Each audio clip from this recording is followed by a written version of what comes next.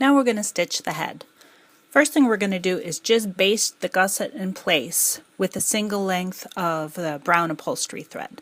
So take the gusset and line up that mark that's on the center of the nose, right there, and line it up to the center seam, that center seam from when we sewed the two head halves together. And go in right next to one side of the seam and just make a little loop through there to get a nice knot. We're just securing the nose in place so it doesn't shift. And do one or two more on the other side of the seam. And this is maybe 3/16 of an inch from the edge of the fabric. Now you see why we went ahead and added some of that stop fray all around. And now what you're going to do is just fit the gusset to one side of the head. I usually start on my left side and do a few whip stitches, which is just whipping the thread around, as you can see.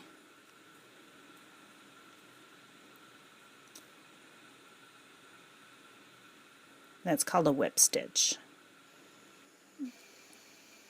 And you're going to want to go right about to where the head starts to curve out. And then you're going to do a quick little knot. Just take one whip stitch and then bring your needle through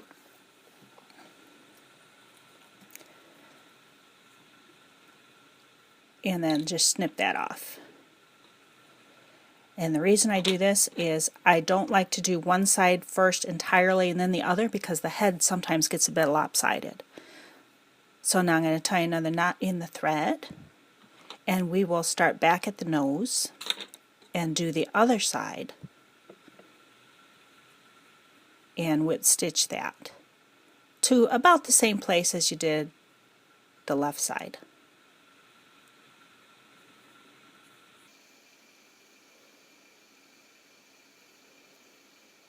I like to use a matching color for this whip stitching because I leave it in place and I like it to blend in.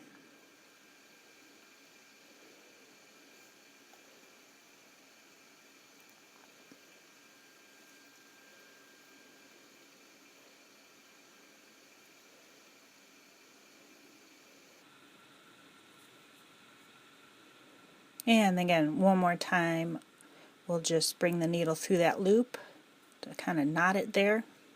This time I'm not going to clip it off because I'm going to continue with that later, but first we're going to take the rest of the head and either pin or clip it in place. And I like to do one side and then the other and go back and forth. That helps keep the head even and not get lopsided.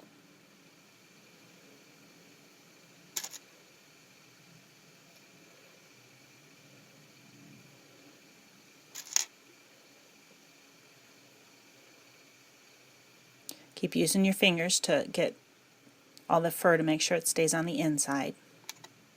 It's a little easier because you did trim the seam allowance on the head, but there's still a little bit of fur.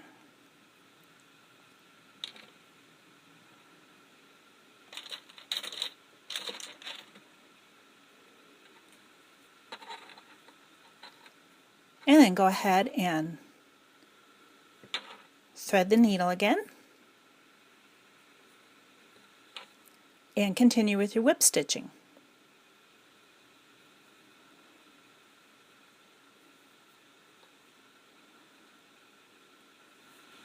And then after you did the first side, then come back and do the rest of the left side.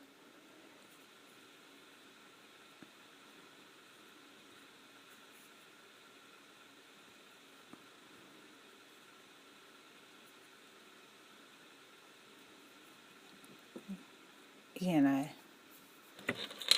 to finish it off, just bring the needle through that loop a couple times, snip it off, and now it's all basted together. Basted meaning it's just kind of tacked in place. Now we're ready to actually start sewing. This time have your needle threaded with a double length of thread, and we're going to do the back stitch like we showed in step 5. I like to start a little bit above the angle on the gusset. I'll go back a couple of stitches and then I'll start to go forward. I'm going to show you a little bit here just to show you how I get around that nose, because I like to get the seam flattened on the nose. And you want to, I like to hand sew all my gussets, even on the big bears, just because I have more control. And the face is what you'll look at the most. So it's very important that you get that nice and straight. Now as I'm coming up, I like to make sure that I'm the same distance from the edge on both the top and the bottom. So you see me, sometimes I'll turn it upside down just to make sure. And it's about a 3/16 of an inch, maybe a little bit more of a seam allowance. And then as I get close to the nose, you see we're real close now. I'm going to take one stitch right next to the seam, come up, right there, come up, and go down. The nose is very important because there's going to be a lot of pressure put on the nose when you're stuffing it. So, and now I'm going to take the needle and first kind of split the seam a little bit there with my finger to try to get it to lay flat. Drag that thread across it and then bring the needle up right next to, on the other side of that seam, right next to it if you can. Bring that up carefully and then have it so that it flattens the seam. Bring your needle back down on the other side of the seam again, because we're doing a little extra stitch. Come back up on the right side of the seam. And now come back down on the right side of the seam again so that you continue. There you go. Then you continue to do your back stitch for the rest of the gusset there.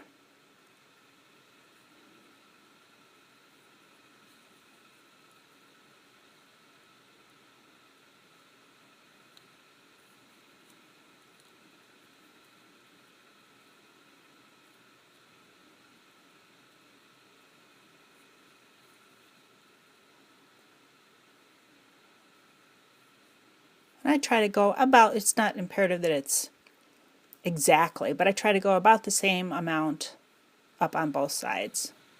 Here I think I'm going just a little further than the other side. But then I'll do the other side and then continue the back stitch on both sides and finish them off. And now your head's all done.